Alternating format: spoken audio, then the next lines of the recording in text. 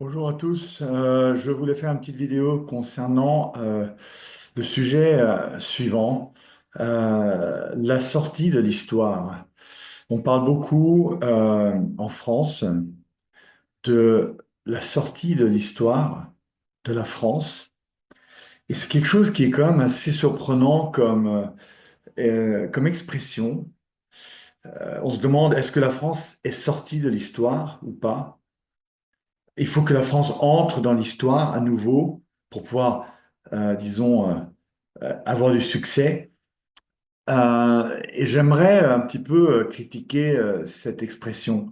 En réalité, on fait allusion ici à la philosophie hegelienne, selon laquelle être dans l'histoire, c'est un petit peu pouvoir contrôler, influencer, dominer les autres. Ça vient en rapport avec la dialectique du maître de l'esclave. Et si on rapporte ça aux nations, cela sous-entend donc il y a certaines nations qui sont des nations maîtres, des nations qui sont dans l'histoire, donc qui agissent et qui influencent le cours de l'histoire, la direction de l'histoire, et il y a d'autres pays qui ne sont pas dans l'histoire, et en réalité on devrait mettre l'histoire avec un grand H, et ces pays-là sont donc des pays faibles, des pays petits, des pays qui ne contrôlent pas leur propre destin. C'est ça l'idée, hein. Et en tant que libéral, j'aimerais un petit peu critiquer cette notion parce que cette notion, premièrement, elle est factuellement fausse si on considère que le succès d'une nation vient du succès de sa société, de ses individus, de son peuple. Euh, il n'est pas nécessaire forcément d'avoir un pays fort sur la scène internationale pour que sa population ait du succès, puisse s'enrichir, être libre économiquement, politiquement.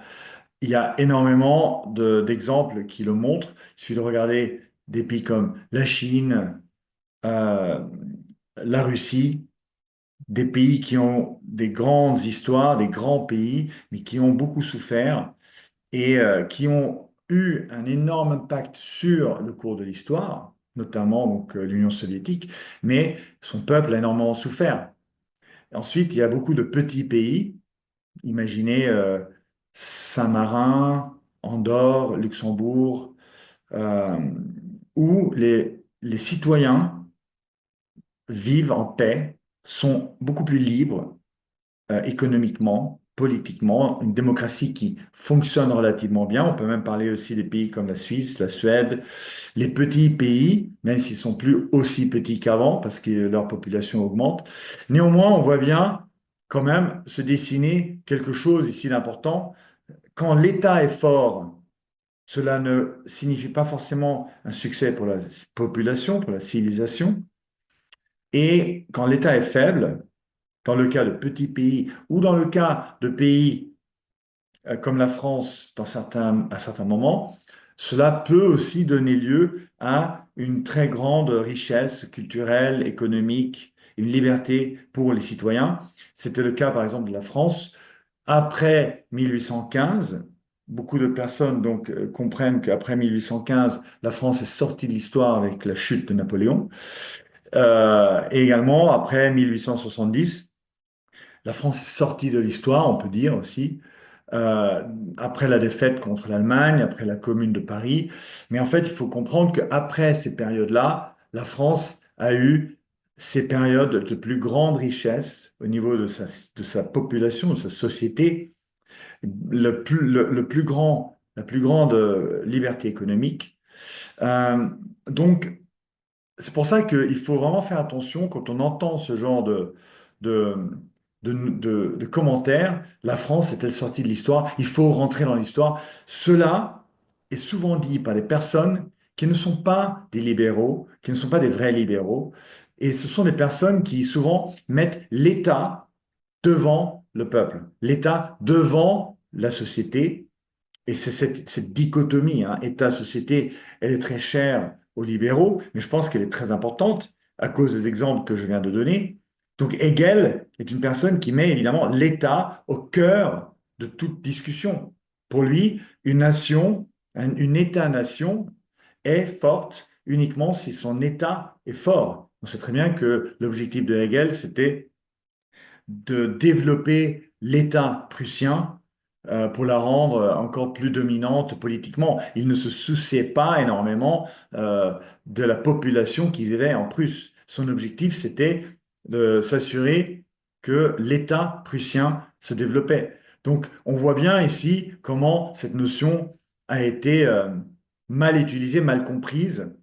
Aujourd'hui, ceux qui prônent euh, cette question de la France ne doit pas sortir de l'histoire ou la France doit rentrer dans l'histoire, ce sont des personnes qui sont obnubilées par l'État français. Et ils font l'amalgame entre l'État français et le peuple français. Comme si l'État français se développe, s'enrichit, cela signifie automatiquement aussi que le peuple français se développe, s'enrichit, acquiert sa liberté. Or, nous savons très bien que ce n'est pas le cas. L'État français n'a jamais été aussi grand qu'il ne l'est aujourd'hui. Au niveau des dépenses publiques par rapport au PIB, nous sommes absolument à des niveaux totalement historiques. Et on regarde aussi le niveau de fiscalité, nous sommes à des niveaux totalement historiques. Et pourtant, le peuple français n'a pas une situation qui est absolument remarquable au niveau de sa richesse. Surtout si on compare ces 20 dernières années, il n'y a pratiquement pas eu de développement économique. Le PIB est resté pratiquement stagnant pendant 20 ans.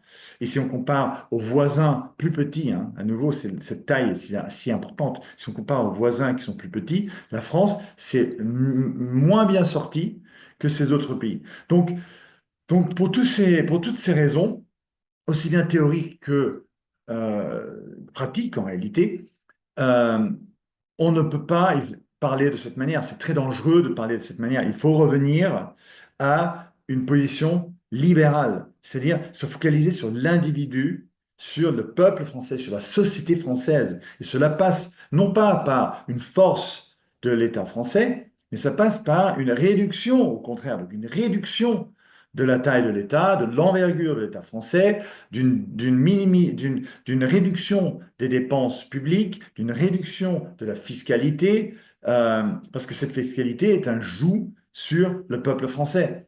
Donc voilà un petit peu ce que je voulais dire à propos de cette question de sortir de l'histoire. Il faut faire évidemment très très attention. Merci à vous. Au revoir.